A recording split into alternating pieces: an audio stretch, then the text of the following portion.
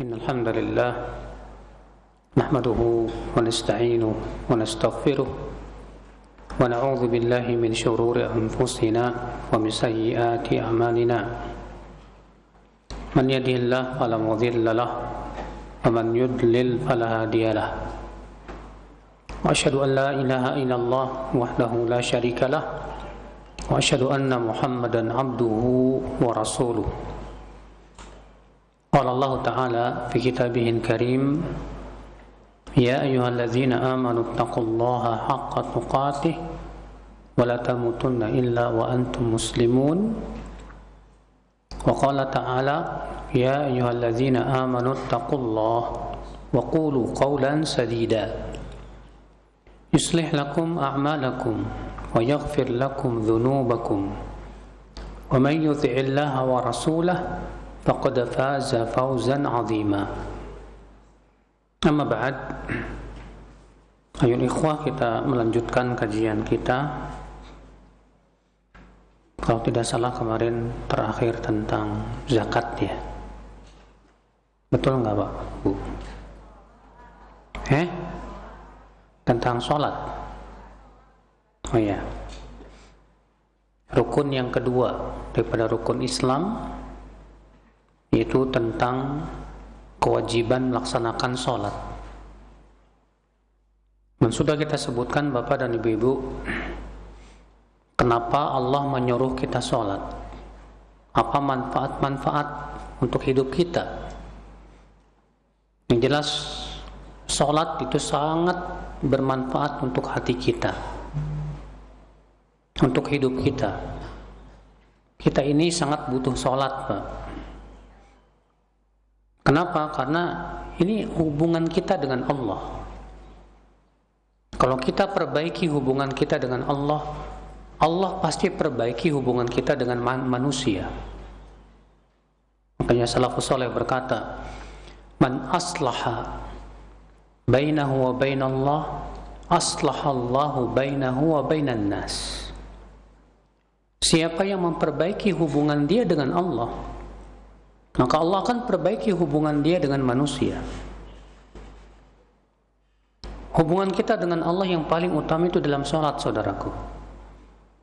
Maka kita berusaha jaga, ya, jaga rukun-rukunnya, jaga juga syarat-syarat sahnya, jaga kekhusyuannya. Sungguh-sungguh Allah mengatakan hafidhu 'alas shalawat. Hafidhu artinya apa? Sungguh-sungguhlah kalian menjaga salat. Jadi jangan kita ingin ngasal, Mas. Ya. Ketika kita salat, yang penting saya salat deh. Yang penting saya sudah melaksanakan tugas, dah selesai. Jangan seperti itu kita salat. Yang kita pikirkan bagaimana sholat kita itu benar-benar diterima oleh Allah. Nah, saudaraku seiman, maka siapa yang benar-benar menjaga sholatnya, maka jaminannya, Pak, Allah akan jaga amal-amal yang lain. Disebutkan dalam hadis Rasulullah SAW bersabda, awwalu ma yuhasabu bihil abdu as-shalah. Yang pertama kali dihisab dari seorang hamba, salat. Fa in salahat salatu, kalau salatnya ya bagus, baik dia, fasairu amalihi tabaun laha, maka amalan-amalan yang lain akan ikut. Makanya saudaraku sekalian, ya, dahulu Umar bin Abdul Aziz kalau ingin mengangkat seseorang jadi gubernur atau jadi pejabat, yang pertama kali diperhatikan oleh Umar bin Abdul Aziz apa? Sholatnya, Pak.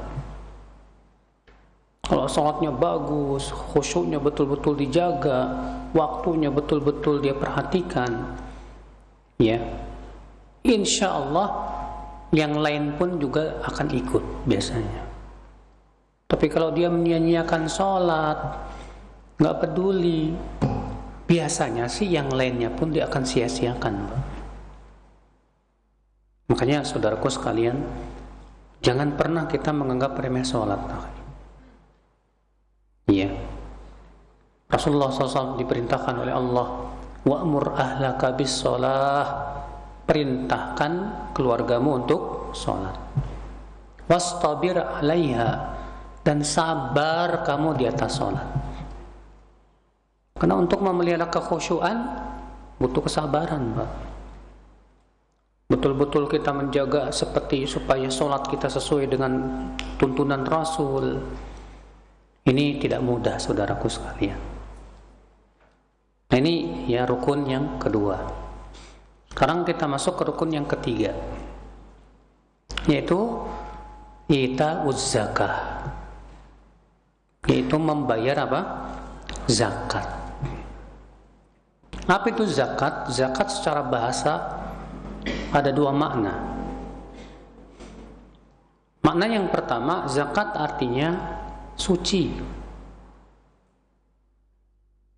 Dan makna yang kedua, zakat artinya an-nama. Apa itu an-nama? Tumbuh berkembang. Maka sesuai dengan artinya, sesuai secara bahasa, bahwa zakat itu mensucikan hati dan harta.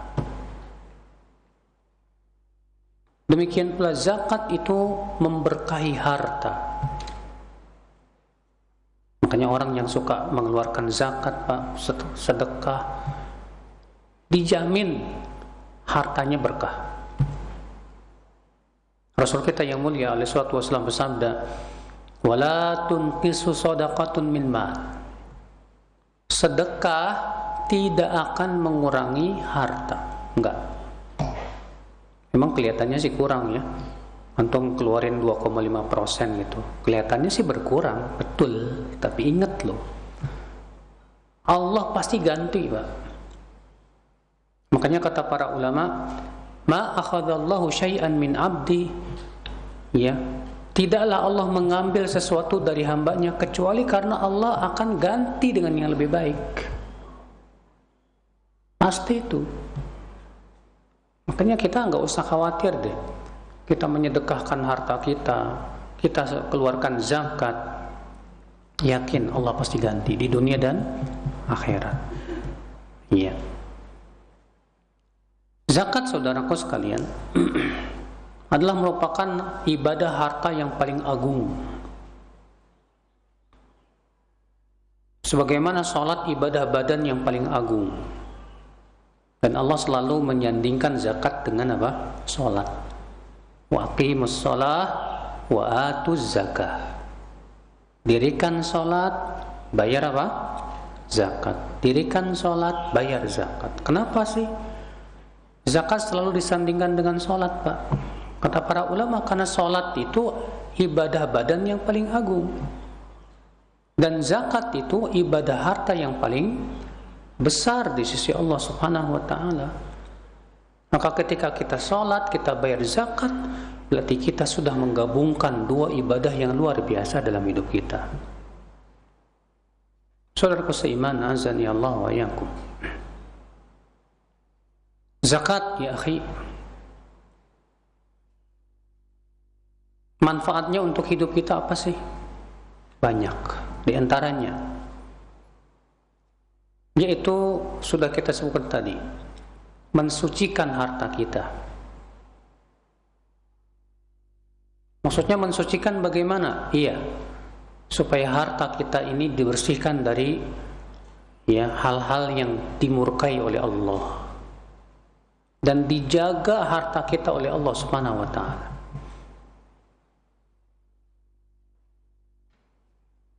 Manfaat yang kedua apa? Zakat itu apa? Manfaat untuk hidup kita, yaitu menghilangkan rasa kikir dan bakhil, supaya kita ini tidak punya sifat kikir. Manusia ini cinta harta loh, Mas. Siapa sih di antara kita yang nggak cinta duit? Semua kita pasti cinta duit ya. Tapi ketika kita keluarkan sebagian uang kita, kita sedekahkan buat fakir miskin, maka hakikatnya, akhi, kita sedang berusaha untuk mengikis supaya hati kita tidak tertipu oleh cinta harta. Iya. Dan sifat bakhil, sifat kikir, itu sifat yang sangat dibenci oleh Allah.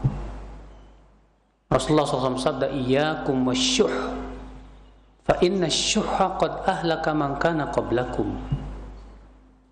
Jauhi oleh kalian sifat syuh, kikir, pelit. Karena kikir itu, kata Rasulullah, membinasakan orang-orang sebelum kalian. Ya. Gara-gara orang kikir jadi suka hasad, Pak, dengki. Gara-gara kikir jadi cinta harta sehingga akhirnya tidak peduli halal dan haram. Bahkan gara-gara kikir kita sering berperang demi dunia. Nasallallahu salamata wal afiyah. Maka dengan kita memberikan harta zakat kita itu, maka kita kikis itu ya, sifat kikir dan bakhil kita itu. Faedah yang ketiga, Pak, apa manfaat zakat untuk hidup kita? Yaitu menimbulkan keluasan, kelapangan dada,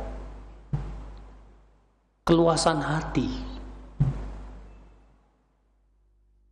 Dan lapang dada itu nikmat tuh, Mas. Ya. Rasulullah SAW ketika disebut oleh Allah dalam Al-Quran tentang kenikmatan-kenikmatannya,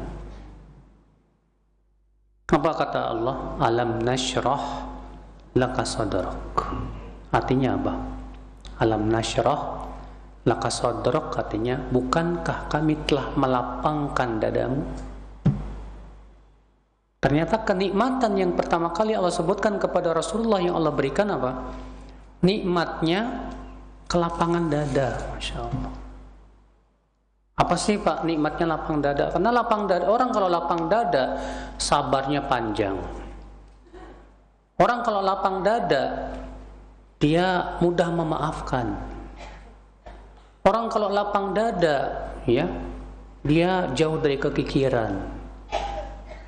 Orang kalau lapang dada, Pak, Masya Allah, itu menjadi orang yang sangat dermawan sekali. Beda dengan orang yang sempit dadanya itu, sabarnya pendek, temperamenan, cepat marah, nggak ridho dengan takdir. Itu akibat daripada apa? Dada yang sempit. Nah, ketika kita mengeluarkan zakat, itu akan menimbulkan kelapangan dada. Ya. Kemudian faedah yang keempat, saudaraku sekalian, daripada zakat apa? Yaitu memperbaiki hubungan antara si kaya dengan si miskin. Sehingga terjalinlah hubungan yang seimbang antara orang kaya dengan orang miskin. Si kaya mengeluarkan uangnya, dia berikan kepada fakir miskin. Iya. Hancurnya masyarakat akibat si kaya mikirin diri sendiri, si miskin dicuekin. Si miskin akhirnya marah kepada orang kaya, akhirnya melakukan perampokan, pencurian. Akhirnya apa yang terjadi? Tidak akan terjamin keamanan, Mas. Tapi ketika orang kaya memberikan sedekahnya, zakatnya, dia berikan kepada fakir miskin, maka orang miskin pun juga hatinya terhibur. Akan terjadi hubungan yang kuat antara si kaya dengan yang si miskin, Masya Allah. Makanya kata para ulama, di antara tujuan zakat itu apa sih? Limuwasatil fuqara. Ya, untuk memperhatikan kehidupan orang-orang apa? Fakir miskin. Islam sangat menganjurkan, Pak, untuk memperhatikan fakir miskin. Sampai-sampai Rasulullah aja berdoa sama Allah, Allahumma inni as'aluka fi'lal khairat wa tarkal munkarat wa hubbal masakin. Ya Allah, aku mohon kepada Engkau kekuatan untuk melakukan kebaikan, meninggalkan kemungkaran, dan agar aku bisa mencintai orang-orang miskin. Masya Allah. Rasul ya minta kepada Allah supaya kita bisa mencintai orang miskin, Pak. Sudahkah kita menjadi orang-orang yang mencintai orang fakir miskin? Atau kita kalau ngelihat fakir miskin malah sebel? Atau kita remehkan dia? Kalau kita meremehkan fakir miskin, maaf Pak, berarti kita masih ada kesombongan di hati kita. Sedangkan Rasulullah SAW bersabda, la yadkhulul jannah man kana fi qalbihi mithqala dzarratin min kibrin. Tidak masuk surga orang yang ada di hatinya sebesar biji sawi dari kesombongan. Maka kalau kita lihat fakir miskin kemudian kita merasa senang, kita cinta, kita bantu dia, wallahi itu kebaikannya. Nah, itu diantara tujuan disyariatkannya zakat. Supaya apa? Supaya kita dekat dengan fakir miskin. Antum kalau gaulnya sama orang kaya aja Pak, dan yang antum cintai orang kaya doang, waduh susah Pak. Antum nanti malah merasa menjadi orang termiskin di dunia nanti Pak, kayak Hamdan ATT itu Pak. Iya, melihat orang kaya, mobilnya hebat, mewah dan yang lain, wah saya mobilnya cuma Avan Aza. Iya, akhirnya kita nggak syukur nikmat Pak. Tapi kalau kita gaul sama orang miskin, orang susah, orang fakir, Allah kita jadi orang yang selalu bersyukur kepada Allah. Maka disyariatkan zakat, tujuannya diantaranya ini, supaya kita memperhatikan fakir miskin. Rasulullah SAW sabda, as-sa'i ala armalah wa du'afa kal mujahid fi sabilillah wa kas-sa'im alladhi la yuftir wa kal qa'im alladhi la yaftur. Orang yang memperhatikan para janda dan orang-orang yang lemah hidupnya, itu pahalanya sama dengan berjihad di jalan Allah, dan sama dengan orang yang seperti orang yang sholat terus menerus, dan seperti orang yang puasa tak pernah berbuka. Subhanallah, ajib. Pahalanya bayangkan sama dengan jihad fisabilillah. Iya. Nah ini Bapak dan Ibu sekalian, nah ini yang diinginkan dari zakat Pak, supaya tumbuh kepedulian kita di hati kita, tumbuh jiwa sosial kita. Kita tidak menjadi orang yang hanya sebatas memikirkan kesenangan diri saja, enggak, tapi kita mikirkan bagaimana orang-orang susah. Apalagi di zaman sekarang Pak, fakir miskin itu jadi apa Pak? Jadi santapan kristenisasi loh Pak. Bapak tahu di Cianjur ada sebuah desa, subhanallah 100% murtad.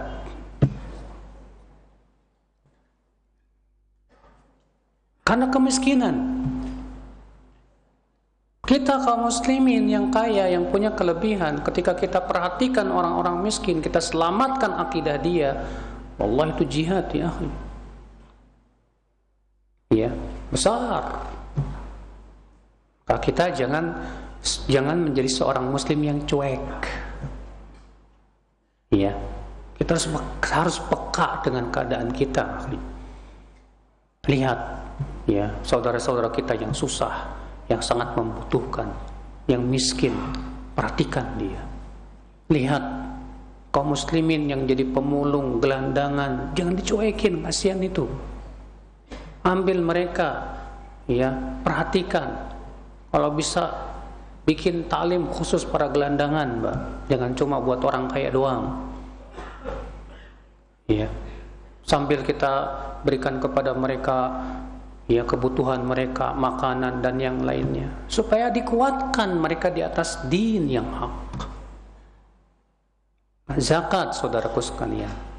Ini yang diinginkan dari zakat, saudaraku. Iya, akal Islam, saudaraku seiman, rahimani wa rahimakumullah. Zakat, saudaraku sekalian, ibadah. yang berhubungan dengan kebiasaan hidup kita.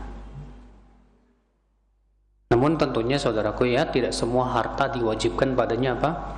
Zakat. Allah Ta'ala berfirman, khudh min amwalihim sadaqatan tutahhiruhum wa tuzakkihim biha wa salli alaihim inna salataka sakanun lahum. Ambillah dari sebagian harta mereka itu. Nanti zakat itu menunjukkan Pak, tidak semua harta wajib dizakatkan. Ya. Apa saja yang wajib dizakatkan, yaitu yang sebatas yang ditunjukkan oleh dalil. Yang ditunjukkan oleh dalil contohnya apa? Emas, perak, ya.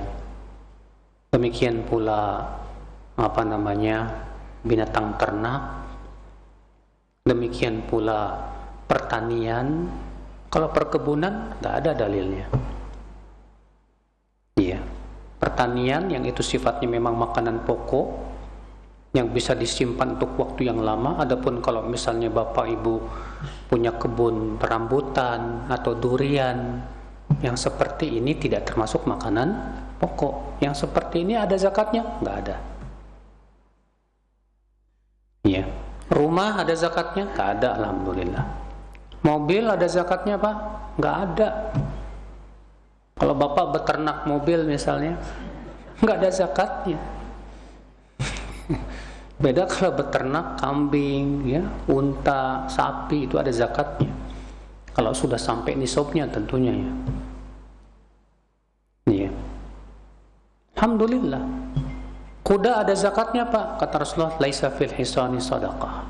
Kuda tidak ada zakatnya. Bapak punya kuda-kuda yang besar-besar, yang bagus-bagus, harganya satunya misalnya sampai ratusan juta, tidak ada zakatnya, tidak ada. Kenapa? Karena Rasulullah menegaskan begitu. Ya. Dan ini termasuk kemudahan dalam Islam. Makanya yang dilakukan di zaman sekarang Pak, yang disebut dengan zakat profesi, ini zolim Pak. Zakat profesi itu zalim. Kenapa? Karena tidak ada dalilnya. Sekarang Bapak gajian, tiap gajian tiba-tiba langsung dipotong 2,5% tiap bulan. Saya mau tanya, Bapak ini gajian pakai duit apa pakai beras? Pakai duit kan? Yang namanya duit itu kalau dikiaskan itu masuknya kemana? Emas atau perak, bukan kepada apa? Beras, bukan. Karena masalahnya Pak, mereka yang mewajibkan zakat profesi itu katanya dikiaskan kepada profesi petani. Petani itu kan profesi, sedangkan zakat pertanian itu diwajibkan. Nah, kamu bekerja di sebuah perusahaan sama profesi juga katanya. Kita katakan maaf Mas, kalau petani menghasilkan beras, kalau situ yang kerja di perusahaan menghasilkan apa? Duit, mana mungkin sama. Terus yang lebih lucu lagi Pak dari zakat profesi apa Pak? Ketika ditanya berapa hari yang harus dikeluarkan dari zakat profesi, bilangnya apa? 2,5%. Ajib.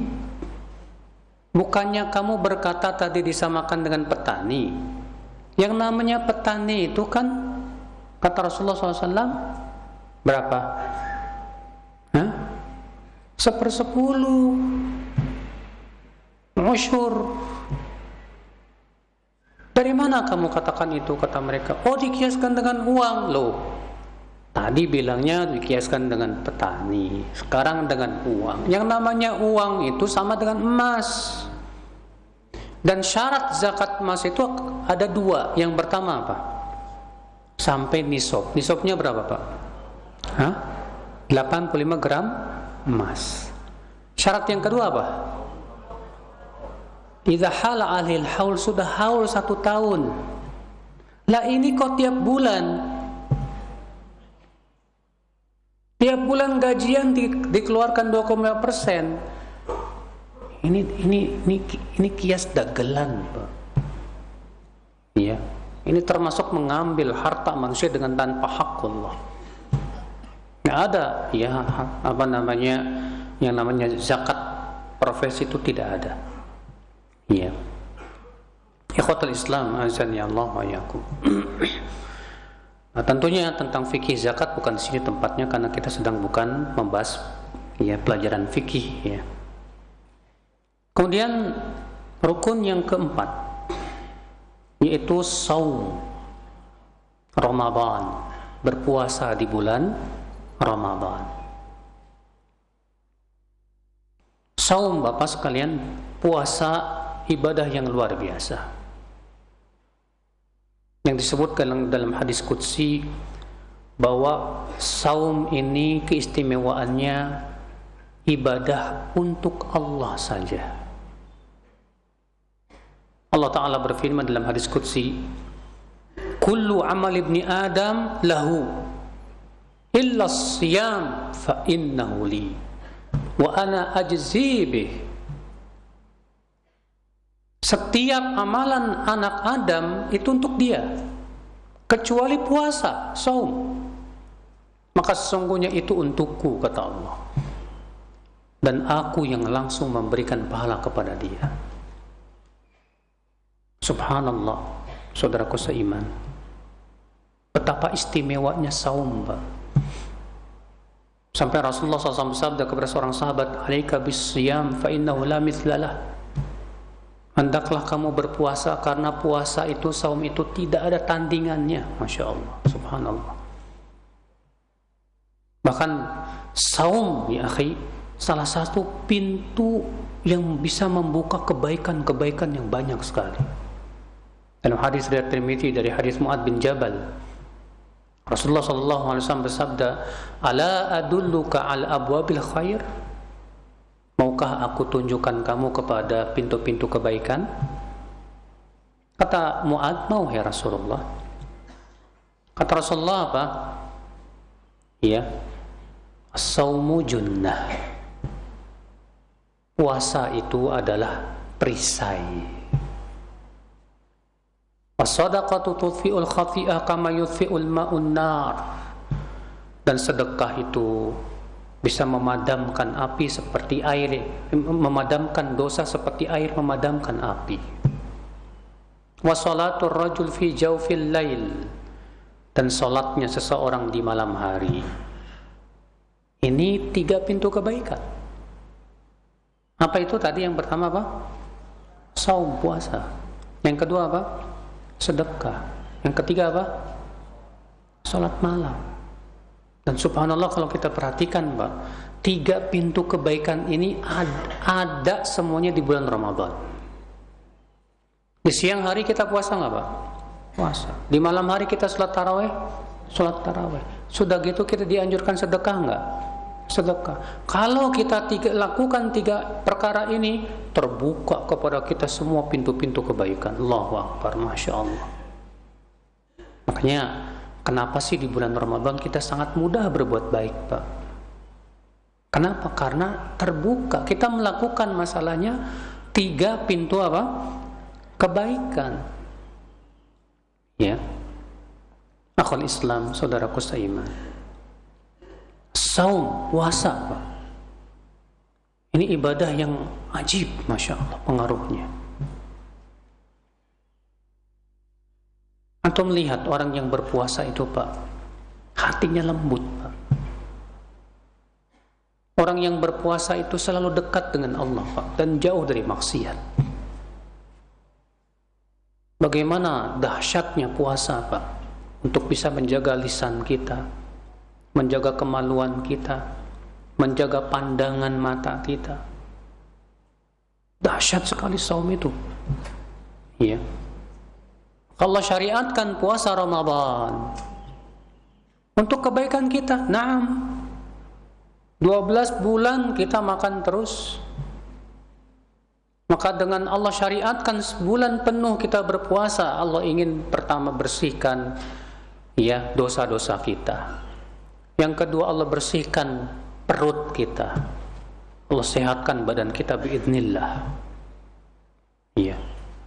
Rasulullah SAW sabda, man sama ramadhana imanan wahtisaban ghufira lahu ma taqaddama min dhanbi. Siapa yang puasa Ramadan karena iman dan berharap pahala, maka akan diampuni dosa-dosanya yang telah lalu. Masya Allah. Ya, luar biasa.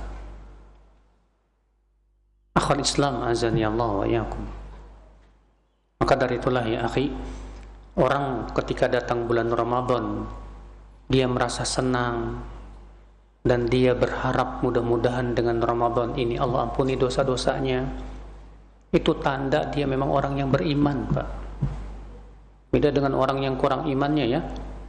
Ketika datangnya Ramadan itu malah sedih, Pak. Nggak bisa kuliner lagi masalahnya. Iya, nah ini musibah Allah. Nah ini rukun yang keempat. Adapun tentang fikih puasa itu bukan pembahasan kita, karena kita tidak sedang membahas ya fikih ya. Kemudian rukun yang kelima yaitu apa? Haji ke Baitullah. Puasa Ramadan diwajibkan kapan? Tahun keberapa? Tahun kedua Hijriah, betul. Kalau haji, diwajibkan tahun keberapa? Tahun ke-9. Haji diwajibkan tahun? Ada yang tahu? Iya. Haji diwajibkan sebetulnya di tahun ke-6 Hijriah. Iya. Tapi Rasulullah SAW baru berhaji tahun berapa? Ke-10. Dalam haji wada. Sebelum Rasulullah haji, yang pertama kali haji siapa? Abu Bakar, atas perintah Nabi SAW. Jadi Abu Bakar berhaji pada tahun ke-9. Baru kemudian Rasulullah baru sempat haji di tahun ke-10 yang disebut dengan haji wada. Iya. Kenapa Rasulullah SAW tidak berhaji sesegera mungkin, Pak? Karena keadaannya belum mendukung. Iya. Ketika telah keadaannya mendukung dan semuanya sudah siap, maka Rasulullah pun kemudian berhajilah bersama sekitar 200.000 kaum muslimin. Iya. Dan hadis tentang haji wada'nya Rasulullah SAW itu masyhur sekali. Akhul Islam, haji ibadah yang agung dan syiar Islam yang besar. Dan pahalanya pun juga luar biasa sekali. Rasulullah SAW sabda, man hajja walam yafsuk walam yarfuth raja'a ka yaumi waladatu ummu. Siapa yang haji dan ia tidak berbuat kefasikan ketika haji dan tidak berkata-kata kotor saat haji, maka ia pulang dalam keadaan seperti dilahirkan oleh ibunya kembali. Masya Allah, bersih dari dosa, Pak, bayangkan. Tapi ini syaratnya, Pak, supaya haji kita betul-betul mabrur ya, bukan mabur ya, mabrur, bukan mabur ke Mekah. Tadi ketika haji kita tidak berbuat kefasikan. Yang kedua, ketika haji kita tidak berbuat rafath. Apa rafath itu? Berkata kotor. Ya. Kalau misalnya antum haji tapi saking pengen nyium Hajar Aswad, sikat sini, sikut sini, gimana akan mabrur, Pak? Mencium Hajar Aswad hukumnya apa? Sunnah. Nyakitin orang hukumnya apa? Haram. Masa hanya demi untuk mencapai yang sunnah kita sakitin orang? Waduh. Saya dulu, Pak, ya, Waktu saya masih kuliah itu, saya mau cium Hajar Aswad, udah masuk begini, tahu-tahu dibuang orang. Saya kan kecil, itu orang Mesir gede gitu kan. Ya, Masya Allah, zolimnya minta ampun, Pak. Ya, buat apa sih seperti itu? Hanya untuk mendapatkan sebuah keutamaan sunnah, lalu ia zolimi orang, sakiti orang lain. La haula wa la quwata illa billah. Ya akhal Islam, azani Allah wa iyyakum.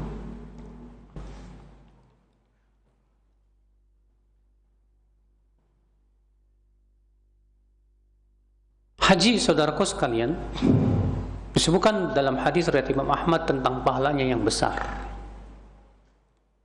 bahwa ada dua orang Bali datang ke Rasulullah sallallahu alaihi wasallam. Bukan orang Bali sini, Pak, bukan. Ya. Tadi sedikit kesalahan, Pak. Haji itu diwajibkan tahun ke-9, maaf ya. Bukan ke-10, ke-6 ya.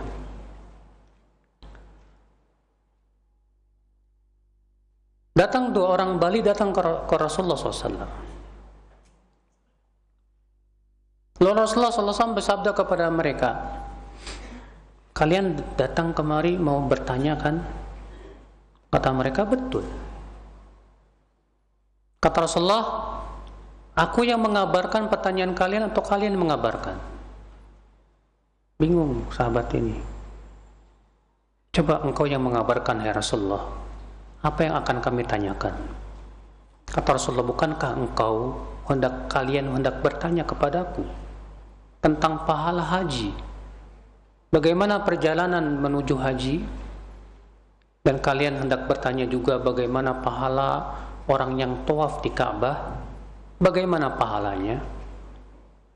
Kalian pun juga hendak bertanya kepadaku, apa pahalanya orang yang tahallul? Dan kalian hendak bertanya kepadaku, bagaimana besarnya pahala orang yang wukuf di Arafah? Dan kalian juga hendak bertanya kepadaku, ya tentang tawaf ifadah. Apa kata mereka? Betul sekali ya Rasulullah, memang itu yang kami mau tanyakan. Rasulullah udah tahu duluan, Mbak. Dikasih tahu sama siapa? Allah. Rasulullah tidak tahu yang gaibnya. Kemudian Rasulullah bersabda, adapun perginya kamu menuju Mekah untuk haji, maka setiap langkah kaki untamu itu pahala buat kamu. Iya, bayangkan ya, ini kalau di Saudi kan memang berangkat hajinya pakai unta zaman dulu itu, Pak. Setiap langkah kaki untanya itu pahala, bayangkan. Kalau kita kan nggak pakai unta, pakai pesawat, gimana cara ngitungnya? Hanya Allah yang Maha tahu. Ya. Adapun tawaf kamu di Ka'bah, maka setiap langkah kakimu ketika tawaf, maka itu menggugurkan satu dosa dan mengangkat satu derajat. Menggugurkan satu dosa dan mengangkat satu derajat. Bayangkan antum kalau tawaf berapa langkah, Mas? Iya. Adapun tahallulmu ketika kacukur ya, maka sesungguhnya setiap helai rambut itu menggugurkan satu dosamu dan mengangkat satu derajat. Berapa jumlah rambut Bapak? Pernah ngitung? Hah? Kalau kita botak nih semuanya nih, ada nggak yang pernah ngitung? 1, 2, 3? Nggak usah dihitung, Pak, banyak banget. Bayangkan, ya, orang yang tahallul itu kata Rasulullah SAW, setiap helai rambutnya itu menggugurkan satu dosa, mengangkat satu derajat. Adapun wukufmu di Arafah, sesungguhnya Allah turun ke langit dunia asyiyata Arafah, di sore hari Arafah. Iya. Lalu Allah berfirman kepada para malaikatnya, unzuru ila ibadi ja'uni syu'than ghubra. Wahai para malaikatku, lihatlah hamba-hambaku itu yang sedang wukuf di Arafah, Mereka datang dari berbagai macam tempat yang sangat jauh dalam keadaan rambutnya kusut berdebu. Ishhadu anni qad ghafartu lahum. Saksikan wahai para malaikatku, aku telah ampuni dosa-dosa mereka. Masya Allah. Ya. Adapun tawaf ifadahmu, maka sesungguhnya malaikat meletakkan tangannya di pundakmu sambil berkata, qad ghufirat laka dzunubuk, dosamu sudah habis, sudah bersih. Fasta'ni fil amal, maka silahkan kamu memulai lagi beramal saleh. Masya Allah. Iya. Nah ini yang kita harapkan Pak. Jadi kita pergi haji itu jangan sampai niatnya pengen gelar haji. Banyak di antara kita jauh-jauh dari Indonesia hanya kadang ini disebut Pak Haji, Pak. Dipanggil nama Pak Budi, diem aja. Dipanggil Pak Haji, gimana kabarnya? Ya Allah, ya Rabbi. Para sahabat enggak ada tuh yang dipanggil Pak Haji. Haji Abu Bakar, Haji Umar, Haji Utsman, Haji Ali, enggak ada. Ya. Abdullah bin Mubarak, beliau 60 kali haji, nggak ada yang manggil beliau super haji. Makanya akhi, ya, nggak perlu kita sama panggilan haji, nggak perlu itu. Itu semua bid'ah dalam agama, akhi. Ya. Akhal Islam, azani Allah wa iyyakum. Baik, sekali lagi kita tidak akan membahas tentang fikih, ya, karena kita pembahasannya itu tentang hadis al-arba'in an-nawawiyah. Kita sekarang masuk hadis yang keempat.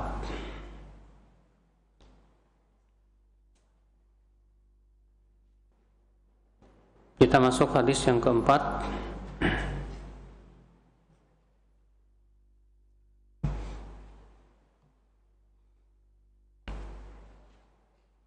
Dari Abdullah bin Mas'ud Abi Abdurrahman radhiyallahu an qala haddatsana Rasulullah sallallahu alaihi wasallam wa huwa as-sadiqul masduq inna ahadakum yujma'u khalquhu fi batni ummihi 40 yawman nutfatan thumma yakunu 'alaqatan mithla dhalik thumma yakunu mudghatan mithla dhalik thumma yursalu ilaihi al-malak fayanfukhu fihi ar-ruh wa yu'maru bi arba'i kalimat bi katbi rizqihi wa ajalihi wa amalihi wa shaqiyyun aw sa'id fawalladhi la ilaha ghairuhu inna ahadakum la ya'malu bi amali ahli al-jannah hatta ma yakunu bainahu wa bainaha illa dhira' fayasbiqu alaihi al-kitab fayamalu bi amali ahli an-nar fayadkhuluha wa inna ahadakum la ya'malu bi amali ahli an-nar hatta ma yakunu bainahu wa bainaha illa dhira' fayasbiqu alaihi al-kitab fayamalu bi amali ahli al-jannah fayadkhuluha. Dari Abu Abdurrahman Abdullah bin Mas'ud, semoga Allah meridainya, ya, ia berkata telah menyampaikan kepada kami hadis, yaitu Rasulullah sallallahu alaihi wasallam, dan beliau adalah orang yang benar dan wajib dibenarkan. Beliau bersabda, sesungguhnya salah seorang dari kalian dikumpulkan penciptaannya di perut ibunya 40 hari berbentuk air mani. Kemudian berubah menjadi alaqah, segumpal darah pada 40 hari berikutnya. Kemudian menjadi mudghah, segumpal daging pada 40 hari berikutnya. Kemudian setelah genap 120 hari, Allah kirimkan kepadanya malaikat untuk meniupkan roh padanya, dan malaikat itu diperintahkan untuk mencatat 4 perkara. Yang pertama, mencatat rezekinya. Yang kedua, ajalnya. Yang ketiga, apakah ia akan sengsara atau bahagia. Maksudnya apakah ia akan masuk surga atau neraka. Demi zat yang diriku yang tidak ada ilah ya selain Allah, sesungguhnya salah seorang dari kalian ada yang selama hidupnya beramal dengan amalan penduduk surga, sehingga jarak ia dengan surga hanya tinggal sehasta saja. Namun ketentuan bertindak lain, ia pun mengamalkan amalan penduduk api neraka, lalu ia pun masuk ke dalam api neraka.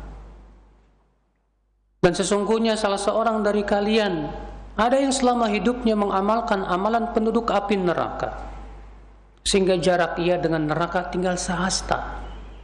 Namun ketentuan bertindak lain, ia pun mengamalkan amalan penduduk surga, maka ia pun masuk ke dalam surga. Dikeluarkan oleh Imam Bukhari dalam sahihnya. Masya Allah. Ini hadis bikin panas dingin, Mbak. Iya, hadis yang bikin ngeri hati-hati kita ini. Baik, kita bahas dari Abu Abdurrahman Abdullah bin Mas'ud, semoga Allah meridainya. Beliau bernama Abdullah bin Mas'ud bin Ghafil bin Habib Al-Hudhali. Iya. Beliau ini termasuk orang yang keenam masuk Islam, Mbak. Orang yang keenam masuk Islam, berarti termasuk as-sabiqun al-awwalun. Ya. Sebab keislamannya waktu di mana Abdullah bin Mas'ud menjadi penggembala kambing milik siapa? Uqbah bin Abi Mu'aid. Lalu kemudian lewatlah Rasulullah SAW ketika dia sedang menggembala kambing nih Abdullah bin Mas'ud. Lalu Rasulullah bersabda kepada Abdullah bin Mas'ud ini, "Ya gulam, hal indaka min labanin tasqina?" Kata Rasulullah, "Hai anak, ada susu kambing enggak ya untuk kami?" Qala na'am, walakinni mu'taman. Kata Ibn Mas'ud, "Iya, tapi masalahnya ini kambing amanah, bukan milik saya." Hal indak min jad'ah lam yanzu 'alaiha al-fahl? Rasulullah bersabda, ada enggak kambing yang belum dikawini oleh pejantan, yang masih perawan lah istilahnya, Pak, si gadis gitu. Ada enggak kambing yang belum dikawini oleh pejantan? Kata Ibnu Mas'ud, "Na'am, ada." Lalu kemudian Ibnu Mas'ud pun mengambilnya. Maka kemudian Rasulullah SAW memegang susunya. Famtal adar'uha bil laban, tiba-tiba susunya langsung penuh, Pak. Ya. Kemudian Rasul pun kemudian memerasnya, dan beliau pun kemudian minum bersama Abu Bakar radhiyallahu an. Kemudian Rasulullah bersabda, "Uqlus, kembalilah kepada seperti semula." Kembali lagi seperti semula. Ya. Ketika Ibnu Mas'ud melihat itu bengong, Ibnu Mas'ud, ajib. Ini kambing masalahnya belum pernah dikawinin pejantan. Kok bisa seperti itu? Ini mukjizat Rasulullah sallallahu alaihi wasallam. Maka melihat itu Abdullah bin Mas'ud pun langsung masuk Islam. Ya. Dan Abdullah bin Mas'ud radhiyallahu an, beliau ini badannya kecil, kurus. Sampai pernah Abdullah bin Mas'ud naik pohon kurma, diketawain oleh para sahabat, Pak, gara-gara betisnya kecil banget. Maka Rasulullah bertanya kepada para sahabat, "Lama tabhakun, apa yang kalian tertawakan?" Kata para sahabat, "Kami mentertawakan betisnya Ibnu Mas'ud, ya Rasulullah." Kata Rasulullah apa? "Sungguh betisnya Ibnu Mas'ud pada hari kiamat lebih berat daripada gunung Uhud." Iya, Masya Allah. Abdullah bin Mas'ud radhiyallahu an, salah satu ulama sahabat. Di antara sahabat yang paling alim tentang kitabullah adalah Abdullah bin Mas'ud radhiyallahu an. Kata Abdullah bin Mas'ud, "Ma min ayatin fi kitabillah illa waqad araftu aina nazalat wa fi man nazalat, Walau kuntu a'lam anna ahadan a'lam minni tanaluhul maqaya la ataitu. Tidak ada satupun ayat dalam Al-Quran kecuali aku sudah tahu di mana turunnya, kepada siapa turunnya. Kalaulah aku tahu ada orang yang lebih berilmu dariku tentang ini dan masih bisa dikunjungi dengan kendaraan, aku akan datangi dia. Abdullah bin Mas'ud radhiyallahu an, ya, salah satu ulama sahabat yang fatwanya itu tersebar dan murid-murid beliau juga banyak sekali. Ya, semoga Allah meridainya. Ya, di mana beliau wafat di kota Madinah pada tahun 32 Hijriyah. Radhiyallahu an. Abdullah bin Mas'ud berkata, haddatsana Rasulullah sallallahu alaihi wasallam. Kata-kata haddatsana ini, Pak, kemudian menjadi sunnah para ahli hadis. Para ahli hadis kalau membawakan hadis menggunakan ini, haddatsana. Coba Bapak buka kitab Sahih Bukhari, maka akan Bapak dapatkan dalam sanadnya itu begitu, Pak. Haddatsana fulan, haddatsana, haddatsana, haddatsana. Biasanya kata haddatsana itu digunakan kapan? Ketika guru membacakan hadis dan murid-murid apa? Mendengar. Maka mereka gunakan kata-kata haddatsana. Adapun kalau murid yang membaca, guru yang mendengar, ya, maka biasanya dengan menggunakan apa? Dengan mengutap qara'na alaih, kami membacakan apa? Hadis. Dan sebagian ulama hadis ada yang menggunakan dengan kata amba'ana. Ya. Kata Abdullah bin Mas'ud, haddatsana Rasulullah sallallahu alaihi wasallam, telah menyampaikan kepada kami Rasulullah SAW sebuah hadis, wa was-sadiqul masduq, dan Rasulullah pasti benar dan wajib dibenarkan. Kenapa Ibn Mas'ud mengatakan demikian, Pak? Karena Ibn Mas'ud mau menyampaikan perkara yang gaib ini, Pak. Itu tentang bagaimana fase penciptaan manusia dalam rahim seorang ibu. Padahal di zaman itu nggak ada loh, Pak, yang namanya apa? Alat-alat canggih loh, Pak. Nggak ada USG, nggak ada.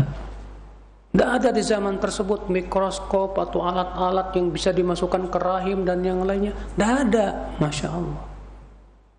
Ya. Dan ternyata yang dikabarkan oleh Nabi kita yang mulia alaihi wassalam dibenarkan oleh para dokter-dokter modern di zaman sekarang. Siapa yang mengabarkan Rasulullah SAW kalau bukan pencipta manusia? Allah subhanahu wa ta'ala yang lebih tahu tentang ya, bagaimana menciptakan ya, makhluk-makhluknya. Kata Rasulullah SAW, inna ahadakum yujma'u khalquhu fi batni ummi. Sesungguhnya salah seorang dari kalian dikumpulkan. Apa makna dikumpulkan di sini?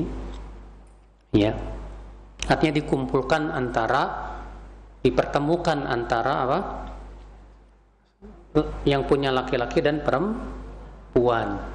Ya, sperma dengan telur. Ya. Yujma'u khalqu, dikumpulkan, dipertemukan. Ya, di perut ibunya 40 hari pertama itu masih dalam keadaan nutfah. Ya, masih dalam keadaan apa? Nutfah. Kemudian setelah lewat 40 hari itu masuk pada fase yang kedua. Itu berubah menjadi apa? Alaqah pada 40 hari yang kedua. Namun dalam riwayat Bukhari dalam sahihnya juga, Pak, disebutkan bahwa Allah mengirimkan pada hari yang ke-52 malaikat. Allah mengirimkan malaikat pada hari yang ke-52. Lalu kemudian alaqah yang masih berbentuk alaqah itu. Tadi alaqah apa dah? Segumpal darah. Digenggam oleh malaikat itu. Lalu malaikat ini berkata, "Ya Rabb, akan jadi atau keguguran?" Lalu Allah berfirman, "Jadi." Lalu malaikat itu berkata lagi, "Adzakarun am untha?" akan laki-laki atau wanita, maka Allah pun menetapkan ketentuannya akan laki-laki atau wanita. Lalu kemudian apa? Mulailah malaikat itu menggambar kepalanya, tangannya, kakinya. Makanya Pak, ya, hatta saya pernah tanya langsung ke seorang dokter kandungan, kapan janin itu diketahui laki-laki atau perempuannya? Kata dokter kandungan itu, biasanya sih 2 bulan sudah ketahuan Ustaz, tapi sulit sekali untuk melihatnya. Kata saya benar banget. Kenapa? Karena itu yang dikabarkan oleh Rasulullah SAW, di mana disebutkan dalam hadis tersebut bahwa pada hari yang ke-52 Allah mengirimkan malaikat dan ditentukan di situ, dan hari yang ke-52 itu berarti 40 yang keberapa? Bulan kedua kan ya, masuk ke dalam bulan kedua. Ya, sudah ditentukan itu laki-laki atau perempuannya. Jadi kalau sudah genap 2 bulan sebetulnya masih sudah bisa dilihat ya apakah ini laki-laki atau apa? Perempuan. Ya. Ini berdasarkan wahyu langsung dari Allah Subhanahu wa taala ya kepada Rasulullah sallallahu alaihi wasallam. Ya. Kemudian berubah lagi menjadi mudghah. Ya, pada 40 hari yang keberapa? Yang ketiga. Ya. Dan di dalam surat Al-Hajj Allah Subhanahu wa taala ia memberikan perincian lagi.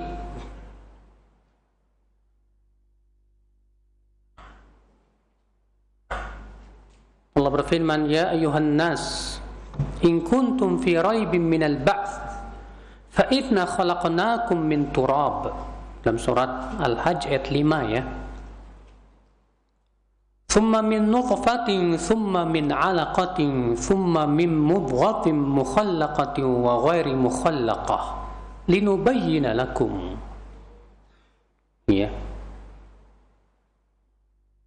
Hai manusia, jika kalian ini merasa ragu terhadap kebangkitan manusia dari alam kubur, maka ingatlah sesungguhnya kami telah menciptakan kalian dari tanah, kemudian dari saripati air mani, kemudian berubah menjadi segumpal darah, kemudian berubah menjadi segumpal apa?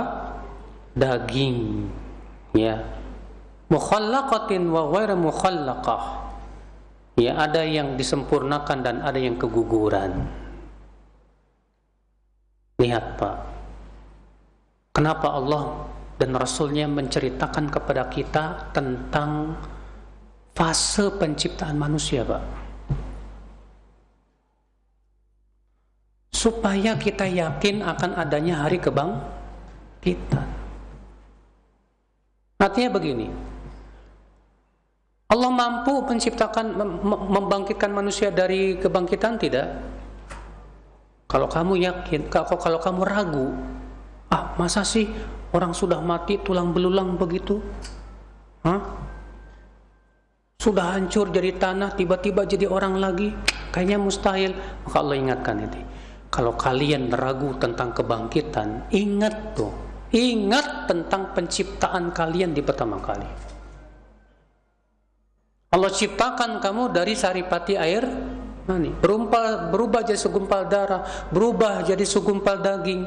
Kalau Allah mampu menciptakan manusia dari pertama kali itu, masa Allah nggak bisa untuk mengembalikan manusia yang sudah meninggal? Itu lebih mudah lagi, saudaraku. Iya.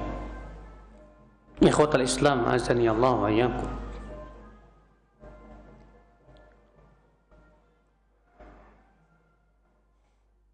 Ada yang lewat ini Pak.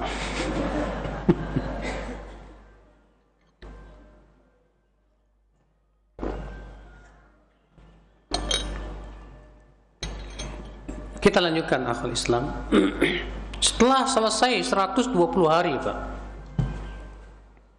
Allah pun mengirimkan malaikat. Berarti kalau kita perhatikan, berarti dikirimnya malaikat 2 kali Pak. Yang pertama tadi pada hari yang ke-52. di mana di bulan yang kedua itu tujuannya untuk apakah keguguran atau tidak jadi apa enggak. Demikian pula dibentuk ya kepalanya, mulai itu dibentuk tuh ya tangan-tangannya dan yang lainnya. Dan ditentukan laki-laki atau perempuan. Nah, 40 hari ketiga yaitu 120 hari atau 4 bulan 10 hari. Allah kirimkan malaikat untuk apa? Meniupkan padanya apa? Ruh. Meniupkan padanya ruh. Berarti janin kalau sudah 4 bulan ini Pak, sudah ruh, menjadi manusia yang sudah sempurna. Makanya kata para ulama, kalau ada orang wanita hamil keguguran setelah ditiupkan padanya roh, maka hukumnya sama dengan manusia biasa. Apa itu? Dimandikan, disolatkan, dikapankan. Sebagaimana halnya yang sudah menjadi manusia biasa. Ya. Dan menjadi khilaf para ulama, bagaimana kalau ternyata belum ditiupkan padanya roh? Belum ditiupkan padanya apa? Roh, kemudian keguguran. Apakah hukumnya sama atau bagaimana? Pendapat yang dirojikan oleh Syekh bin Baz adalah dilihat kalau sudah berbentuk manusia, maka hukumnya sama dengan hukum manusia. Dan dihukumi wanita tersebut sebagai wanita nifas. Ya. Artinya kapan seorang wanita disebut nifas? Ketika keguguran, yaitu dilihat kalau ternyata janin tersebut sudah berbentuk, maka pada waktu itu dia dihukumi nifas. Tapi ketika dia keguguran ternyata tidak ada bentuknya sama sekali Pak, maka pada waktu itu tidak dihukumi sebagai nifas, tapi dihukumi sebagai darah rusak atau istihadah. Ya, paham ibu-ibu? Ini sangat dibutuhkan ilmu tersebut oleh ibu-ibu terutama ya. Ikhwata Islam, azani Allah wa iyyakum. Kemudian malaikat meniupkan padanya roh dan diperintahkan untuk mencatat 4 perkara. Apa yang pertama? Rezekinya Pak. Yang kedua, ajal. Yang ketiga, amal. Yang keempat, sengsara atau bahagia, maksudnya dia akan masuk surga atau neraka. Berarti sudah ditentukan Pak, kita bakalan di neraka atau di surga. Nah, yang kayak ginian ini Pak, jangan membuat kita jadi bingung. Ada sebagian orang ketika mendengar hadis seperti ini langsung bingung. Buat apa kalau gitu kita beramal?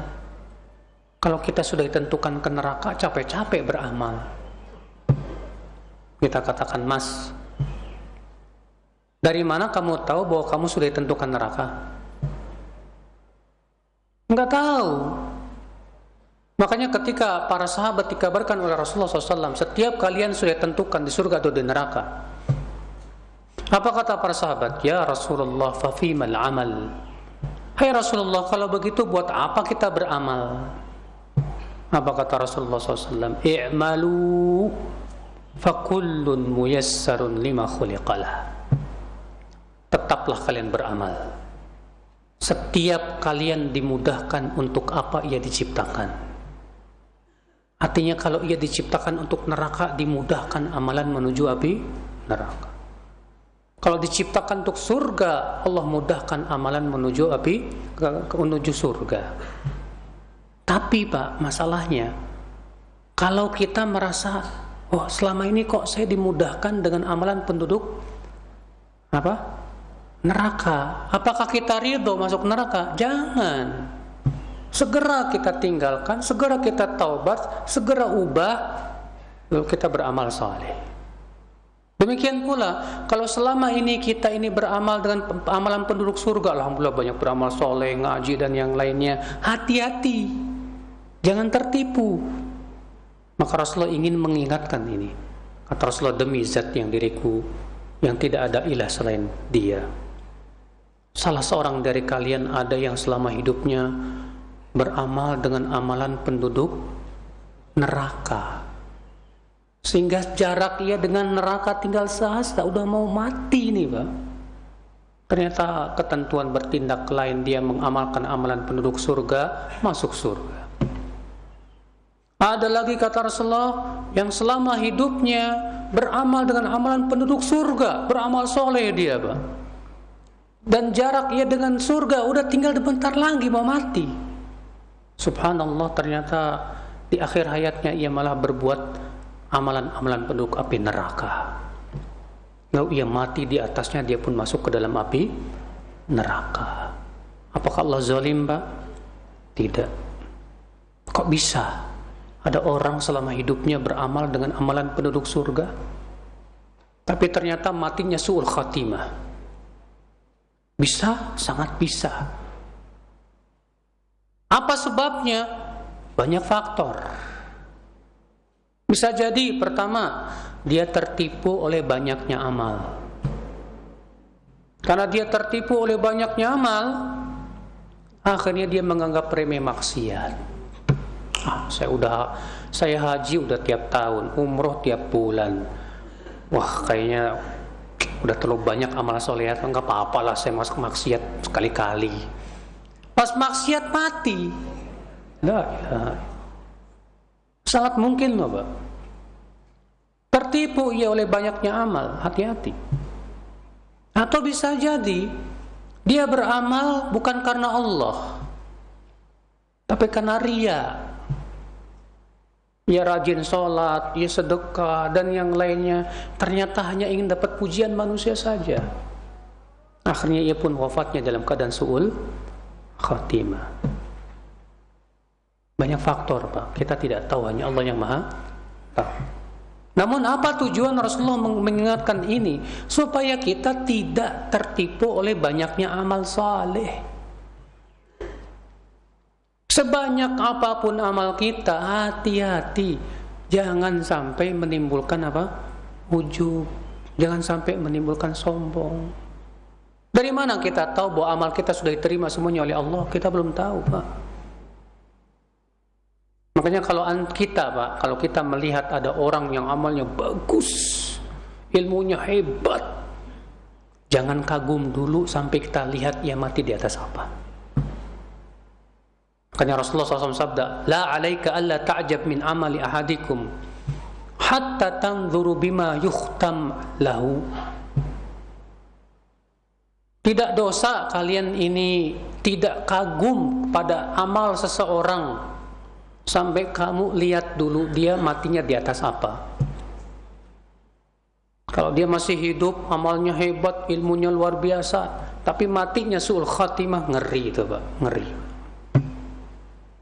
Sebaliknya, ada orang yang selama hidupnya beramal-amal keburukan, maksiat, tapi kemudian subhanallah dia meninggalnya husnul khatimah. Kenapa Pak? Pasti ada sebabnya Pak. Ya, sebuah contoh misalnya dalam hadis yang lain, Rasulullah SAW sabda, qad kana fi man kana qablakum rajulun qatala tis'atan wa tis'ina nafsan. Di zaman dahulu kata Rasulullah ada orang yang sudah membunuh 99 jiwa. Tapi masalahnya dia pengen taubat, dia tidak ingin terus menjadi pembunuh. Maka dia pun bertanya ke orang-orang, bagaimana caranya saya taubat? Rupanya ketemu sama ahli ibadah yang bodoh dan jahil. Dia nanya, apakah masih ada pintu taubat buat saya? Apa kata dia? Gak ada. Kesel, dibunuh 100 orang, semua sudah dibunuh sama dia. Tapi dia masih tetap pengen taubat. Dia pengen baik, dia pengen hijrah, tapi nggak tahu caranya. Akhirnya dia bertanya-tanya lagi ke orang, siapa yang bisa ditanya? Akhirnya ditunjukkan kepada seorang alim ulama. Lalu dia bertanya, masihkah ada pintu taubat buat saya? Apa kata alim ulama ini? Faman yahulu bainaka wa bainat taubah. Apa yang menghalangi kamu untuk taubat? Segera kamu taubat kepada Allah. Tinggalkan negeri kamu yang buruk itu, pergi ke negeri sana. Di sana banyak orang soleh, beribadahlah kepada Allah bersama mereka di sana. Ternyata memang orang ini pengen taubat, Pak. Pergilah ia menuju tempat yang dimaksud. Ternyata apa yang terjadi, Pak? Di tengah jalan meninggal. Di tengah jalan apa? Meninggal. Akhirnya malaikat adab sama malaikat rahmat berantem. Apa kata malaikat adab? Ini orang belum pernah beramal kebaikan sedikit pun juga. Apa kata malaikat rahmat? Tapi dia datang untuk taubat sama Allah. Akhirnya Allah kirimkan malaikat berbentuk manusia untuk menjadi hakim di antara mereka berdua.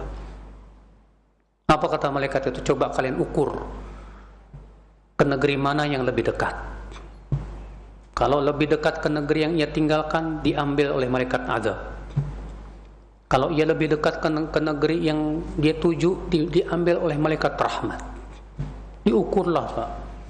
Kalau Allah berfirman kepada negeri yang ditinggalkan, wahai negeri, menjauhlah. Iya. Dan Allah berfirman kepada apa? Negeri yang dituju, wahai negeri, mendekatlah. Ternyata lebih dekat ke negeri yang dituju sejengkal.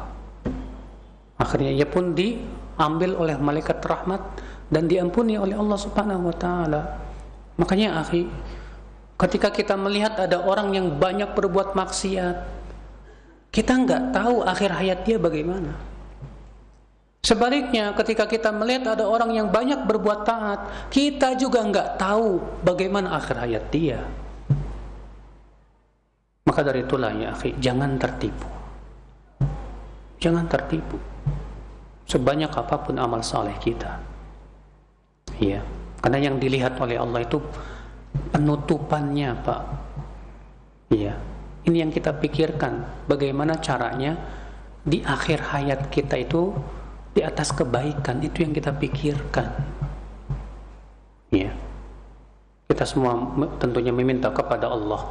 Mudah-mudahan kita diberikan husnul khatimah. Baik, saya kira cukup kita buka tanya jawab. Naam. Zakat harta ana nisabnya jatuh bulan Agustus, haul kali. Haulnya bulan Agustus. Tapi dari bulan Januari dan tiap bulannya anak keluarkan untuk biaya sekolah anak yatim. Boleh enggak? Ya boleh kalau memang ternyata itu ya dibutuhkan.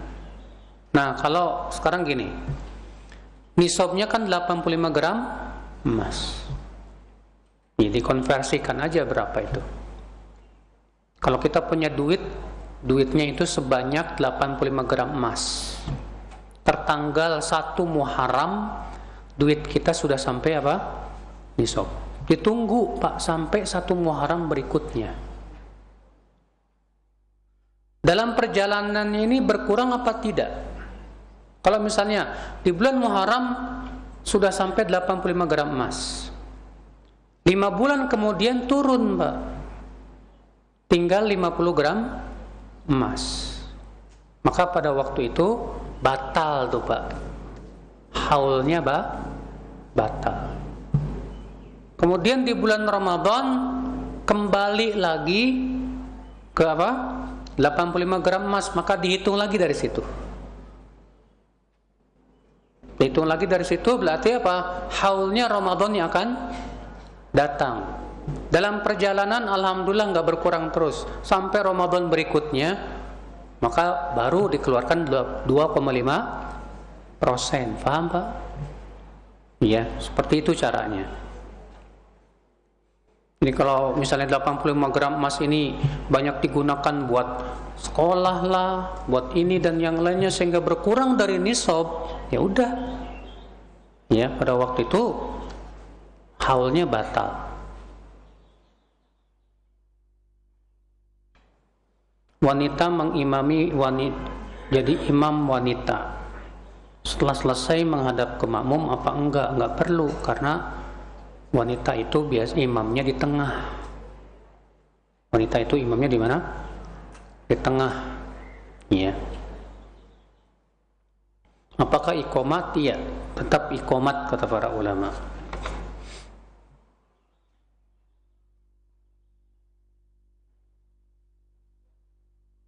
Apa amalan yang kita perbanyak di Mekah dan Madinah? Banyakin sholat, Pak. Adapun di Mekah maka banyakin tawaf.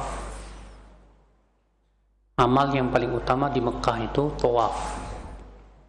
Ya, kalau ternyata tidak mampu banyak tawaf, maka banyakkan sholat 2 rakaat, 2 rakaat, 2 rakaat, 2 rakaat.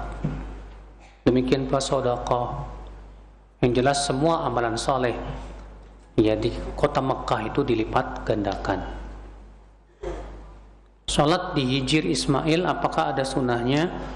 Hijr Ismail itu masuk dalam Ka'bah. Jadi kalau kita sholat di Hijr Ismail sama dengan sholat di dalam Ka'bah. Pahalanya sama aja dengan di tempat-tempat yang lainnya di Masjidil Haram.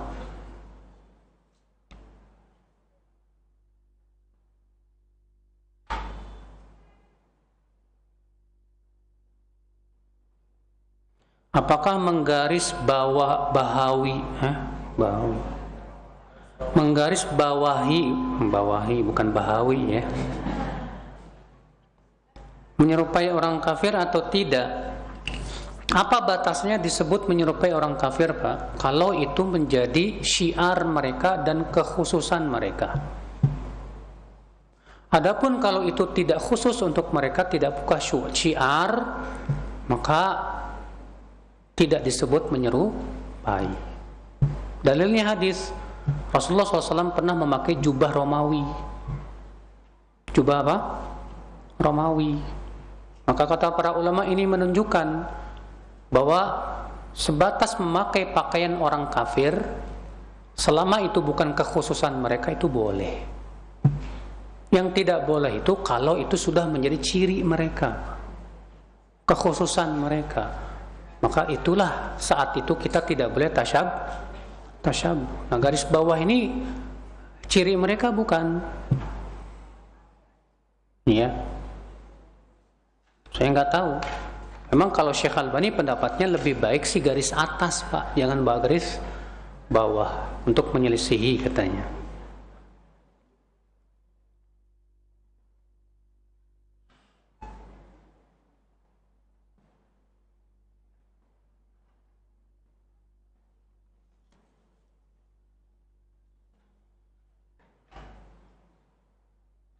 Apa hukum wanita jadi tenaga kesehatan jemaah haji tanpa mahram, Ustaz?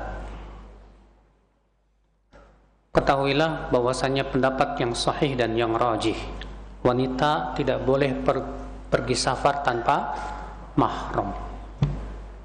Rasulullah SAW sabda, la yahillu ya limra'atin tu'minu billah wal yaumil akhir an tusafir yaum wa lailah illa ma'adhi mahramin.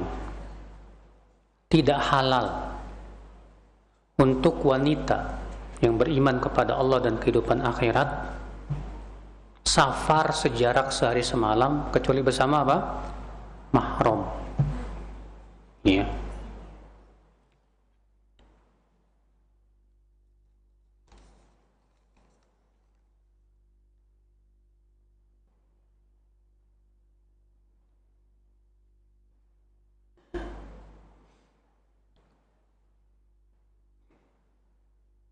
Kalau imam kunut subuh, apakah kita ikut kunut subuh?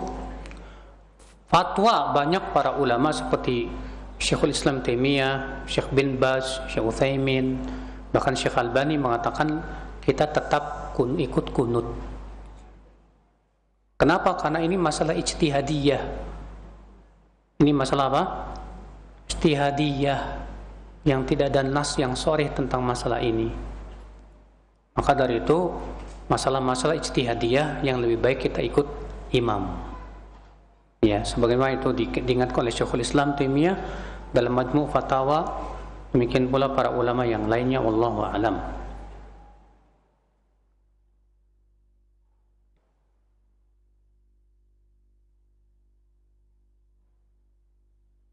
Hukumnya zakat untuk memenuhi kebutuhan pakan binatang liar di kebun binatang.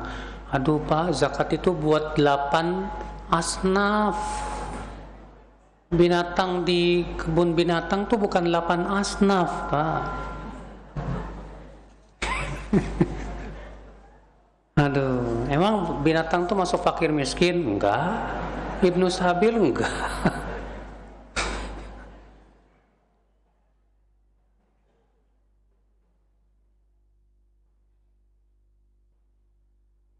Tentang hukum nikah bagi penyandang cacat. Ya, kalau cacatnya bukan yang berhubungan dengan kelamin, ya, cacat misalnya karena putus tangannya atau yang lainnya, kemudian dia menikah dengan wanita yang memang wanita juga mau menerima cacatnya tersebut dan ridho, ya sudah sah, nggak masalah. Ya. Apa hukumnya minta mati karena takut miskin? Haram. Rasulullah SAW sabda, la yatamannayanna ahadukumul maut lidurrin asabah. Tidak boleh seseorang minta mati, mengharap kematian hanya karena musibah dunia yang menimpanya. Dilarang sama Rasul, nggak boleh. Ya.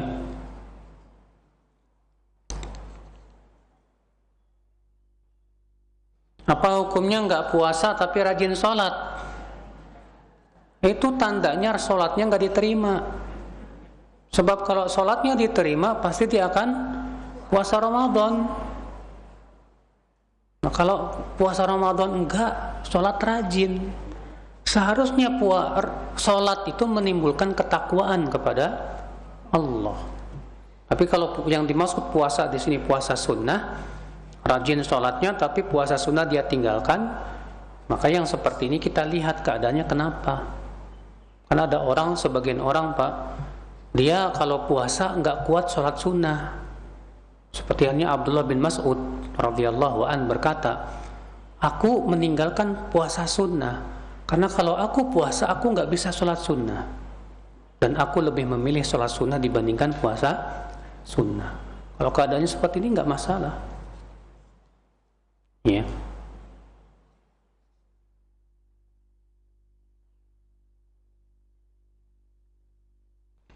Bagaimana kalau proses kelahiran jika kedua orang tuanya kafir? Maksudnya gimana? Status anaknya. Kalau kedua orang tuanya kafir, anaknya statusnya otomatis kafir. Cuman apakah anak orang musyrik kalau misalnya dia mati dalam keadaan bayi masuk surga atau tidak? Khilaf para ulama. Pendapat yang sahih masuk surga.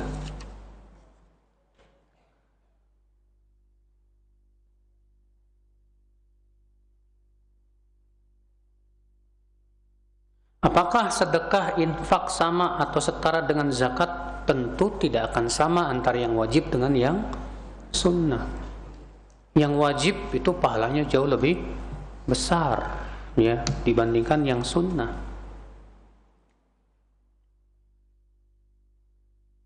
Mana yang lebih dahuluin? Beli mobil dulu atau pergi haji? Ya pergi haji lah. Ya. Mobil gampang Pak, pergi dulu haji, insya Allah ganti sama Allah, diganti sama Allah.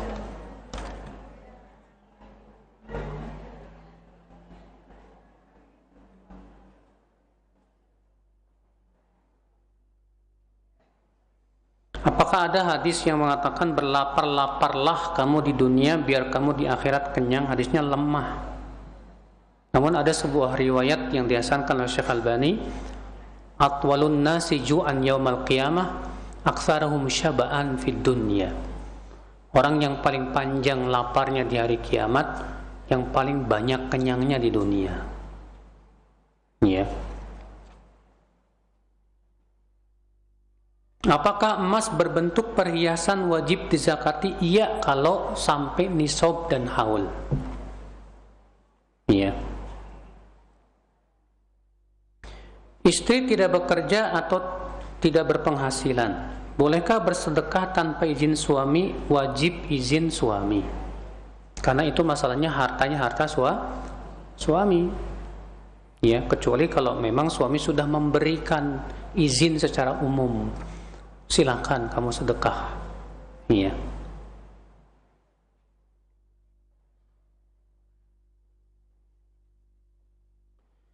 kita sedang umroh untuk wanita, lebih baik sholat 5 waktunya di hotel atau di masjid, Ustaz? Rasulullah SAW bersabda di mana, Pak? Di Mekah, di Madinah. Kata Rasulullah, wa buyutuhunna khairun lahunna. Rumah-rumah mereka lebih baik buat mereka. Padahal di Madinah ada masjid apa? Masjid Nabawi. Tetap Nabi mengatakan rumah kalian lebih baik buat kalian. Sekarang menjadi permasalahannya, apakah hotel sama dengan rumah? Nah ini. Sebagian mengatakan hotel tidak sama dengan rumah, jadi lebih baik di masjid. Sebagian mengatakan hotel sama dengan rumah, jadi lebih baik di hotel.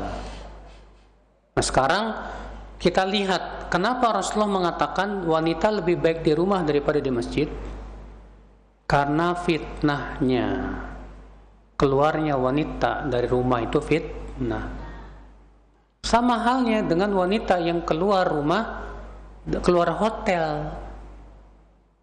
Banyak perempuan-perempuan pergi ke Masjid Nabawi, ya, sehingga akhirnya keluarnya dia ke Masjid Nabawi dalam keadaan apa? Berhias, pakai parfum, dan yang lainnya. Boleh, wanita boleh ke Masjid Nabawi, boleh, nggak masalah, jelas. Seluruh ulama sepakat, nggak boleh dilarang. Tapi siapapun wanita yang ingin pergi ke masjid, wajib memenuhi syarat. Syaratnya apa? Nggak boleh pakai minyak wangi, nggak boleh bersolek. Ya, ini pergi ke Masjid Nabawi atau ke masjid Al-Haram, pakai lipstik, pakai apa? Kayak ondel-ondel. Barusan lewat ondel-ondel.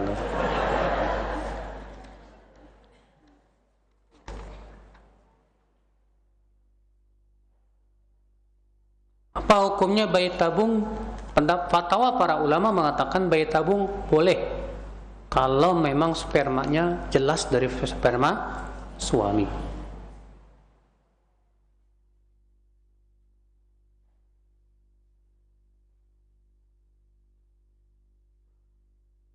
Hasil penjualan rumah yang bersifat primer, apakah ada zakatnya? Artinya kalau kita keluar kita jual rumah kita gitu ya, kemudian dapat duit 4 miliar misalnya, dapat duit dari hasil penjualan rumah.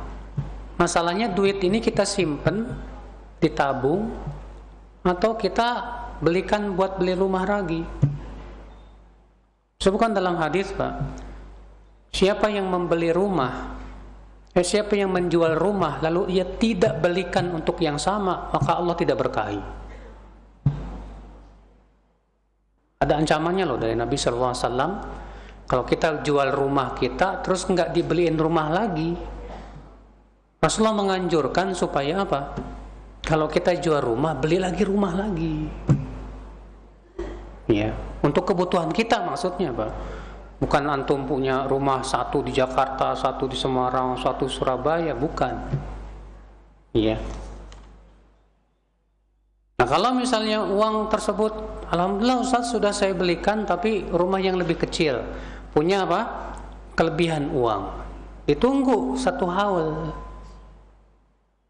Kalau setahun misalnya masih ada juga tuh uang, maka keluarkan zakatnya. Karena uang sama dengan emas. Ya.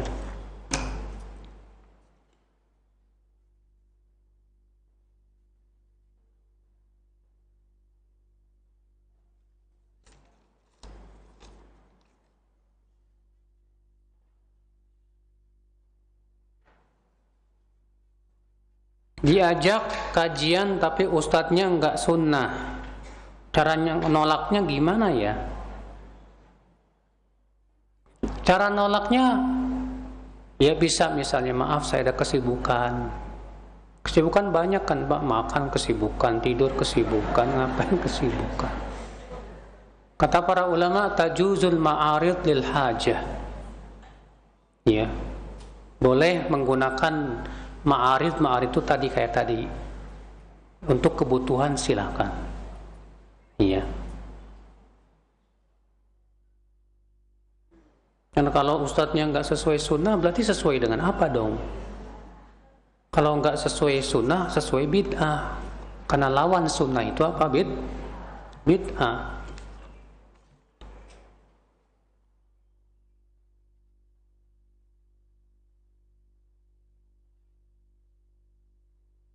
Apakah benar Allah memberikan hidayah kepada yang dikehendakinya karena ada kebaikan pada hamba tersebut yang hanya Allah yang Maha mengetahui? Ya. Iya. Allah berfirman, yahdi man yasha'u ila siratim mustaqim. Allah memberi hidayah kepada siapa yang Allah kehendaki. Dan tentunya Pak, Allah yang paling tahu siapa yang berhak dapat hidayah dan siapa yang tidak berhak dapat hidayah. Orang yang nggak berhak dapat hidayah, kalaupun dikasih hidayah, biasanya ia sia-siakan itu hidayah. Untuk melihat ada orang yang tadinya sudah dikasih sama Allah hidayah, dia sia-siakan, nggak peduli, akhirnya apa? Balik lagi ke masa lalunya yang kelam. Ada nggak Pak? Itu artinya hidayah memang nggak cocok sama dia. Dia menginginkan selain hidayah, maka Allah yang paling tahu siapa yang berhak dapat hidayah atau tidak. Maka setiap kita introspeksi, kita cocok nggak dapat hidayah? Kalau kita dikasih hidayah, kita jaga nggak baik-baik tuh hidayah? Atau kita malah sia-siakan? Baik, saya kira cukup. Semoga yang saya sampaikan bermanfaat. Mohon maaf, tidak semua pertanyaan bisa saya jawab. Ya, yang belum terjawab bisa ditanyakan kepada ustadz yang lain. Wabillahi taufik, subhanakallah bihamdik, asyhadu an la ilaha illa anta, astaghfiruka wa atubu ilaik. Assalamualaikum warahmatullahi wabarakatuh.